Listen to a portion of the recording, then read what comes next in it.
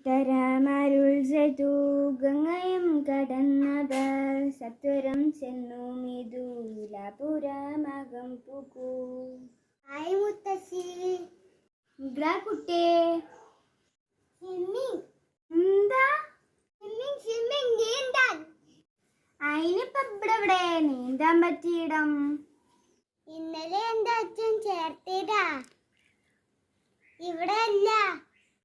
ശിവ ശിവ, പൈസ കൊടുത്ത് നീന്താൻ പഠിക്കേ.